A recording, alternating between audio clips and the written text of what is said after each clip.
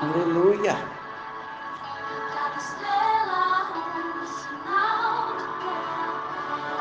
Oh Deus, santo é o teu nome, Senhor. Eu também, Senhor, eu também te louvo. Se a natureza te louva, eu também te louvo, Senhor. Aleluia. Eu não sei se você prestou atenção neste louvor, mas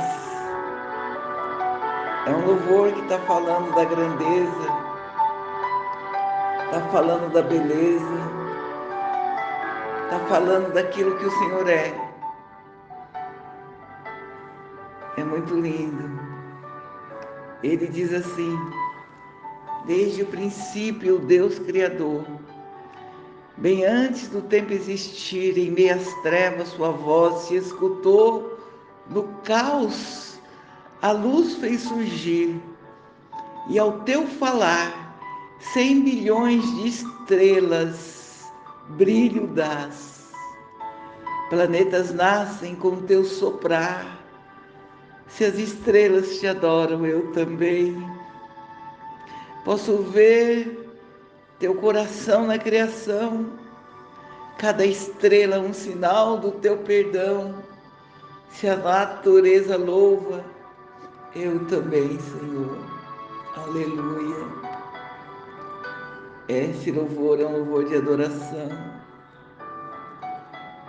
Ah, Deus, ao teu falar, 100 bilhões de seres vidas das se formam ao fluir do teu soprar, se revelam tua glória, eu também, Senhor. Aleluia. Cada céu pintado, um quadro a se criar. Se a criação te segue, eu também, Senhor. Se as estrelas te adoram, eu também. Se as montanhas se ajoelham, eu também, Senhor. Se os mares te louvam alto, eu também. Aleluia. Que louvor é esse? Um louvor de adoração, de engrandecimento ao nosso Deus. Desse Deus que era antes de tudo acontecer. E hoje nós vamos falar desse Deus conselheiro, desse Deus dono de toda a sabedoria, do Senhor da criação. E eu vou começar dizendo alguns versículos que reforçam quem é esse Deus. Lá em Jó 12:13 vai falar assim: Deus é que tem sabedoria e poder. A ele pertence o conselho e o entendimento. Em Jó 12 diz que você acha que a sabedoria vem com a idade? Você acha que a vida longa traz entendimento? Deus é quem tem sabedoria e poder. A ele pertence o conselho e o entendimento.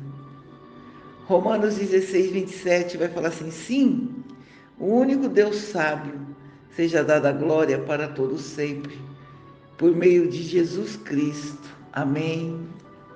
O Salmo 104:24 diz assim: quantas são as tuas obras, Senhor?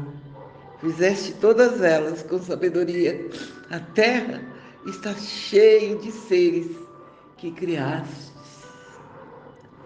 O Salmo 144, versículo 5 vai dizer assim: grande é o nosso soberano e tremendo é o seu poder. Impossível medir o entendimento. Provérbio 2:6 vai dizer assim: pois o Senhor é quem dá sabedoria, e de sua boca procedem o conselho e o discernimento. Definição de que é ser um conselheiro. Jesus é o nosso conselheiro principal, único. Mas hoje, aqui na Terra, nós vemos tantas pessoas buscarem conselhos, direções, né? em outras pessoas que se julgam serem mais esclarecidas. Hoje em dia, os coachings, né? Os terapeutas, psicólogos, todos eles muitas vezes são procurados para orientar, para direcionar. Então, para que essa pessoa possa realmente exercer esse ofício de sacerdote, de alguém que vai ensinar o caminho onde a pessoa sofrerá menos, talvez escolher o caminho certo,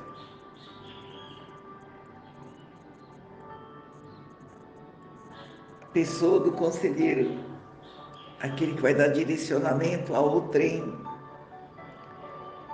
pessoas com formações e habilitações específicas.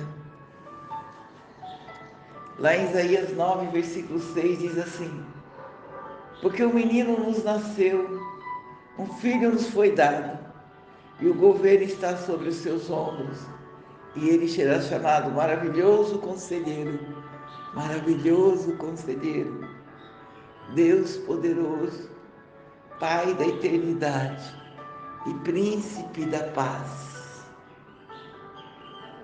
Jesus veio para ser aquele que nos ensina e nos aconselha. Jesus é o nosso grande conselheiro, que nos guia, né? E que guia a vida daqueles que nele creem. João 14, 26 diz assim: ele vos ensinará todas as coisas e vos fará lembrar de tudo quanto vos tenho dito. Talvez a sabedoria, a experiência e o discernimento muitas vezes é mais precioso que o ouro e que a prata. Quando Salomão se viu diante de uma situação em que Davi havia morrido e ele era constituído rei sobre aquele povo, e ele estava preocupado de como dirigir uma nação. Ele era jovem e inexperiente. Quando o Senhor apareceu a ele e disse para que ele pudesse pedir o que ele quisesse, ele pediu sabedoria, ele pediu entendimento, ele pediu ajuda de como direcionar aquele povo.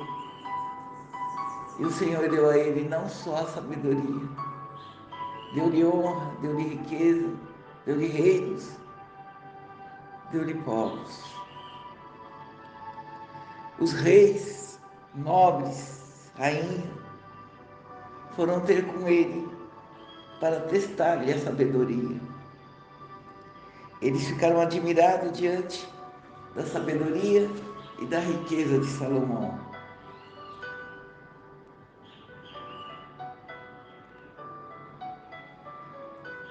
Lucas 24, 13 a 35, vai nos dizer que muitas vezes nós não temos sabedoria por falta de discernimento das coisas que acontecem ao nosso redor. Aqui nesse trecho que eu vou ler agora, nós vamos ver duas pessoas que caminharam com Cristo, que estiveram com Ele até o dia da crucificação, mas que quando a crucificação veio, a perseguição veio, eles ficaram com seus olhos como se estivessem cegos. O entendimento foi embora, porque muitas vezes as nossas dificuldades, os nossos problemas, eles tampam os nossos olhos, escurecem a nossa mente e nós ficamos perdidos. Lá em Lucas 24, do 13 ao 35, na realidade, vai estar falando daqueles dois discípulos que andavam com Jesus. Mas quando Jesus morreu naquela cruz, eles esqueceram tudo que o Senhor havia pregado, do que aconteceria depois da morte dele. Eles simplesmente esqueceram. Eu vou estar lendo Lucas 24, do 13 em diante, mas eu não vou ler todo, para não ficar muito longo. E fala assim: os dois discípulos a caminho de Emaús. Emaús ou Emaús, cada um pronuncia do jeito que quiser. E eis que no mesmo dia iam dois deles para uma aldeia que distava de Jerusalém 60 estágios, cujo nome era Emaús. É 11 quilômetros mais ou menos, esses 60 estágios aqui. Eles iam falando de tudo aquilo que havia sucedido. E aconteceu que, indo eles ainda falando entre si, eles faziam pergunta um ao outro. E ao mesmo tempo Jesus se aproximou e iam com eles, a uma certa distância, a ponto de ouvir o que eles estavam conversando. Mas os olhos deles estavam como que fechados, né? Para que não o conhecessem. E ele lhes disse: que palavras são essas que caminhando trocais entre vós? E por que vocês estão tão tristes? E respondendo um cujo nome era Cleopas, disse-lhe: você é peregrino em Jerusalém? Peregrino em Jerusalém? E não sabe as coisas que nela têm sucedido nesses dias? E eles lhe perguntou: quais?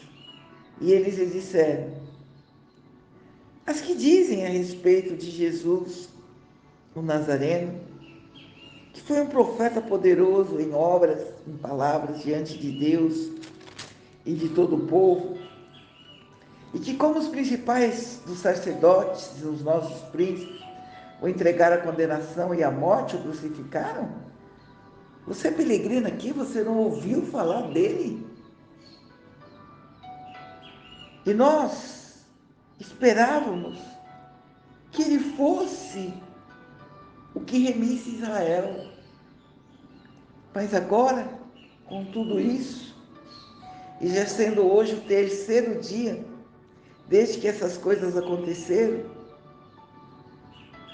é verdade que também algumas mulheres dentre nós nos maravilharam, as quais que de madrugada foram ao sepulcro, e não achando o seu corpo, voltaram dizendo que tinham visto uma visão de anjos que diziam que ele vive.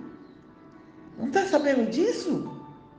E alguns dos que estavam conosco foram ao sepulcro e acharam ser assim como as mulheres haviam dito, porque eles não viram. Naquela época, eu lembro, as mulheres não tinham muita voz, e quando elas disseram aos discípulos, eles falaram: nós precisamos lá e confirmar isso. E eles foram e confirmaram. E ele lhes disse, Jesus dizendo a eles: ó loucos e tardos em coração para crer tudo que os profetas disseram. Jesus, vocês estão doidos, né? Vocês não ouviram o que os profetas te disseram. Você não ouviu o que os sábios te disseram. Você não ouviu o que eu disse. Porventura, não convinha que o Cristo padecesse essas coisas e que entrasse na sua glória? Vocês não ouviram que Cristo disse que era necessário que ele morresse, que ao terceiro dia ele ressuscitaria? Vocês estão loucos? E começando por Moisés e todos os profetas, eles explicavam o que estava na Escritura. E eles chegaram à aldeia para onde iam e fez como quem ia para mais longe. Quando chegaram na aldeia onde aqueles dois homens ficariam, Jesus fez que continuaria o caminho. E eles os constrangeram, dizendo: fica conosco, porque já é tarde, já se inclinou o dia, E Jesus entrou para ficar com eles. E aconteceu que, estando eles à mesa, tomando o pão, o abençoou e partiu e lhe deu.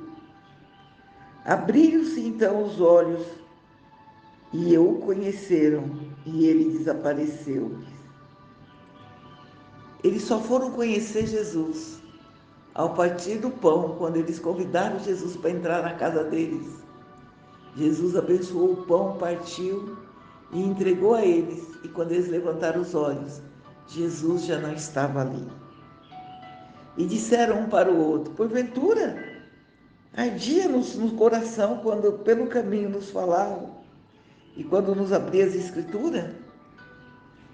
Aí eles perceberam que eles estavam falando com o próprio Jesus. Porque enquanto Jesus falava, a palavra ardia no coração deles. E na mesma hora eles se levantaram e voltaram para Jerusalém. E acharam congregados 11, os que já estavam com ele, os quais diziam: ressuscitou. Verdadeiramente, o Senhor já apareceu a Simão. E eles lhe contaram o que lhe acontecera no caminho, como deles foi conhecido no partir do pão. Essas duas pessoas, esses dois homens haviam caminhado com Jesus por muito tempo. Eles sabiam o que havia de acontecer com Jesus. No entanto, quando tudo aconteceu, eles se desestabilizaram. Eles entraram em crise. Muitas vezes nós vamos entrar em crises, mesmo sabendo quem é o nosso Deus, mesmo conhecendo o seu poder, no meio das tribulações. É muito fácil entrar em crise e querer se afastar. Aqui no texto, Jesus havia ressuscitado. Era o momento mais importante da história de Jesus, onde Jesus tinha muitas coisas ainda a fazer. Ele havia marcado um encontro com os discípulos em Jerusalém, lembra? Ele falou: vamos para lá, porque eu vou me encontrar com vocês lá depois que eu ressuscitar. Porque depois ele tinha que voltar para o Pai, lembra? No entanto, Jesus se importou com os dois discípulos oprimidos, com os dois discípulos em crise. O bom pastor é aquele que se importa com as ovelhas, com aquela que está na crise, com aquela que está sofrendo. O bom conselheiro é aquele que vai para ajudar, não para atrapalhar. Jesus, ele adiou o anúncio da ressurreição para resgatar os discípulos frustrados e amargurados. E essa intervenção de Jesus mudou o rumo da vida desses dois homens. Ele deixou muitos discípulos que já estavam aguardando para ir atrás dos dois. Lucas 15, de 4 a 7, vai dizer assim: qual de vocês, possuindo 100 ovelhas e perdendo uma, não deixa as 99 no campo e vai atrás da ovelha perdida até encontrá-la? A distância, como eu disse, de Jerusalém a Emaús eram de 11 quilômetros. Eles estavam indo longe, eles estavam distanciando de Cristo, de onde Cristo estaria, fisicamente falando. É isso que muitas vezes as nossas crises, as nossas tribulações faz conosco. A primeira coisa que esquecemos é de render honras e glórias ao Senhor, é de orar. Nosso coração fica endurecido, nossos olhos cegam. O lugar de encontro era Jerusalém. Jesus havia ordenado que eles ficassem lá até que do alto recebessem o Espírito Santo, recebesse poder. Mas esses dois, por causa da crise, dos problemas, das expectativas erradas, porque nós geramos expectativas erradas a respeito das pessoas. Nós buscamos muitas vezes nas pessoas perfeição. Nós buscamos nas pessoas um acerto de 100%. Nós achamos que as pessoas são tão espirituais que não erram, que não se enganam. E queridos, sinto te informar, perfeito só é um, é Cristo. Eu vou errar, o pastor vai errar, a pastora vai errar, o Papa vai errar, o apóstolo vai errar. O único que não erra é Cristo. Com Ele mora a sabedoria, o entendimento, com Ele mora a verdade. Eles resolveram voltar para suas origens. Provavelmente eles eram da cidade de Emaús. E aí, eles voltaram às origens. É tão impressionante como a tribulação, como os problemas têm o poder de nos voltar à origem de órfãos, a origem de estar sozinho, a origem de não ter ninguém por nós.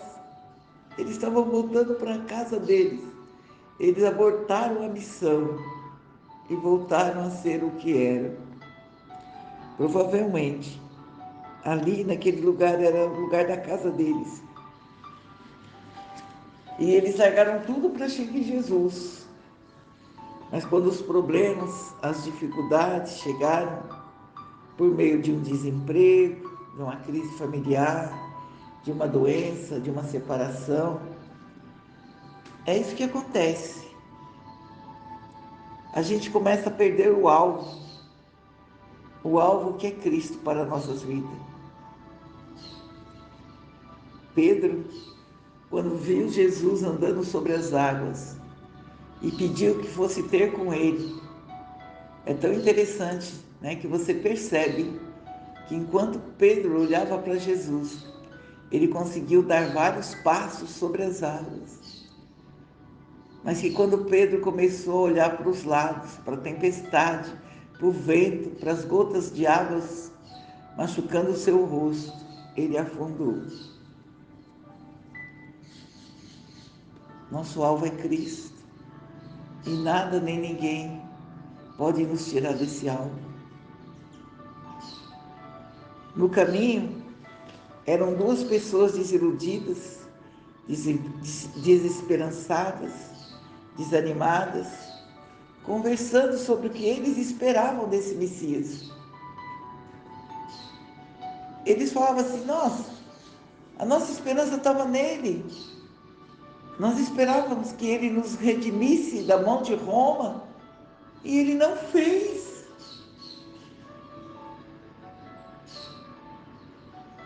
E quando Jesus chegou para caminhar com eles não conseguiram ver Jesus, porque os olhos deles estavam nos problemas e nas dificuldades. Eles não foram os únicos que retornaram às suas origens, às suas atividades, largando o campo. Pedro também fez isso, lembra? Pedro falou: acabou, está tudo consumado, eu vou voltar a pescar. Lucas 24, versículo 21 fala assim: nós esperávamos que fosse ele que remisse Israel dos romanos. Contudo, hoje já é o terceiro dia desde que as coisas aconteceram. Os judeus, eles tinham uma crença, por exemplo, que a alma só se ausentava do corpo após o terceiro dia de morte. Então, alguns sacerdotes, se algum sacerdote orasse, sobre aquele corpo,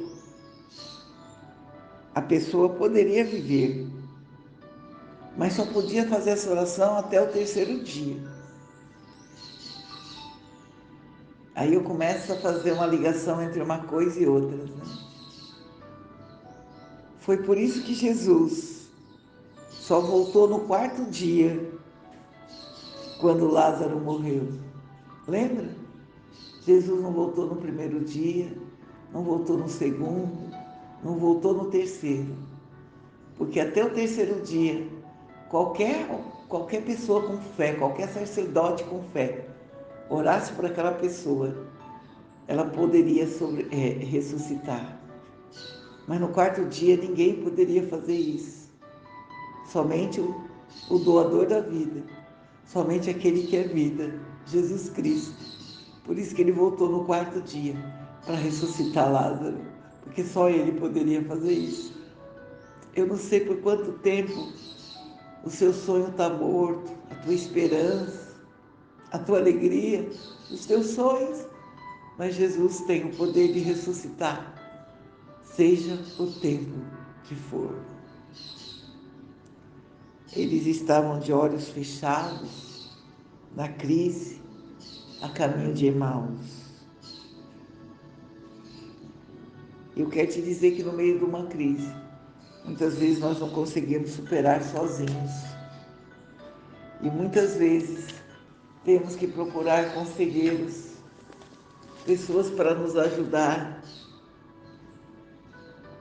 Aqui, Jesus foi até eles e, apesar de saber o que estava acontecendo, perguntou para eles: que palavras são essas que vocês caminhando trocais? É muito importante num aconselhamento, ainda que você saiba tudo o que está acontecendo, você deixa a pessoa falar. Porque quando a pessoa fala, ela libera as emoções, ela desabafa, pois isso já é um começo de uma cura. Talvez hoje você não tenha um conselheiro aí perto, não tenha uma pessoa para buscar, mas você pode se ajoelhar e falar com um conselheiro dos conselheiros, o mestre dos mestres, o sábio dos sábios. O cristão também entra em crise.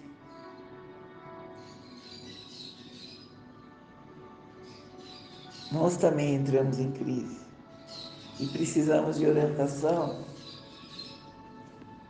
nós precisamos de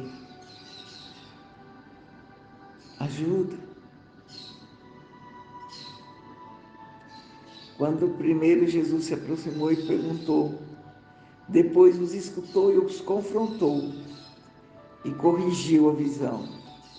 Como é que Jesus corrigiu a visão deles? No versículo 25 e 20 a 27, Jesus fala assim para eles: vocês estão doidos? Vocês não creem no que os profetas disseram? Vocês não sabiam que Cristo haveria de morrer e ressuscitar ao terceiro dia? Vocês não ouviram o que os profetas antigamente disseram? É muito fácil perder a visão diante da crise.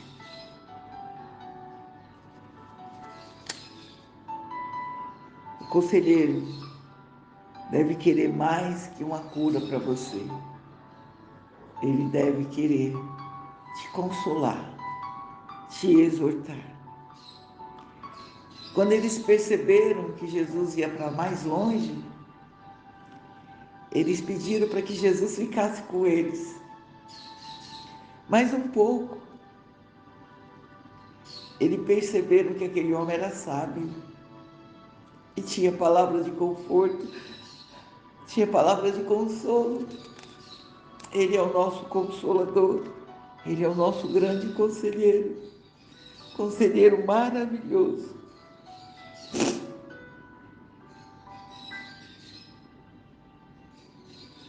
Quando Jesus disse que eu vou para mais longe, eles desejaram que Jesus ficasse perto. Eles desejaram ser sarados. Eles desejaram resolver a situação. Muitas vezes, né?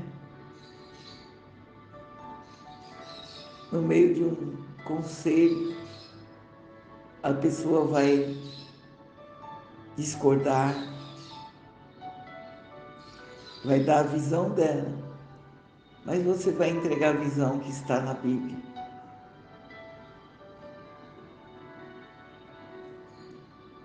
E tantas vezes, né?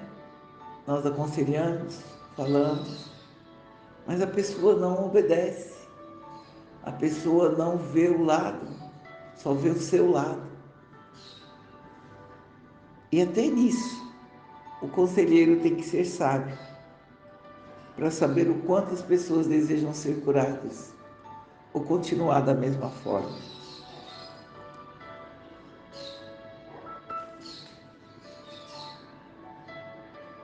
O conselho, aconselhar,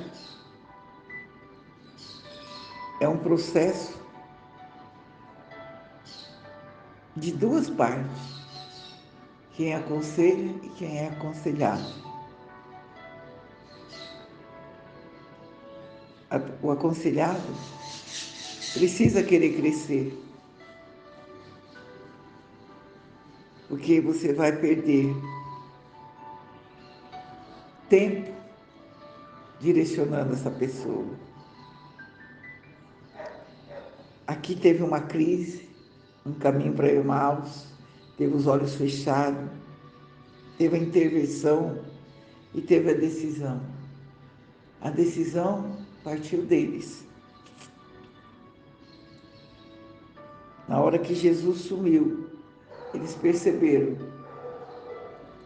quem era Jesus. E na mesma hora, eles decidiram ir até Jerusalém.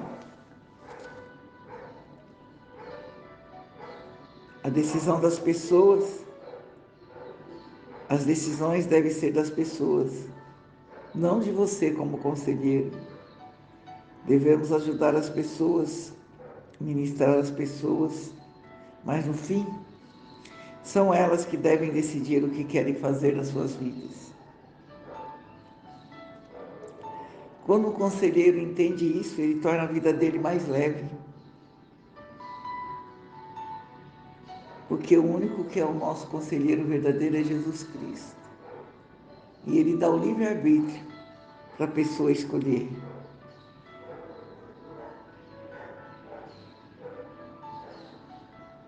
A minha oração hoje é para que a gente sempre saiba onde procurar o conselho em Jesus Cristo. Em João 6, versículo 68, quando Jesus vira para os discípulos, porque todos estavam indo embora porque não aguentavam o discurso de Jesus. Jesus vira para os discípulos e diz assim: vocês não vão com eles? E eles falam assim: para onde nós iremos, Senhor? Se só Tu tem palavras de vida eterna. Amém? Que nessa manhã você possa ir até o conselheiro, o maravilhoso conselheiro, e conversar com ele. E buscar no Deus de toda sabedoria, de graça e de paz, orientação. Porque Ele é o que intercede por nós diante do Pai. Em nome de Jesus. Amém e amém, Senhor.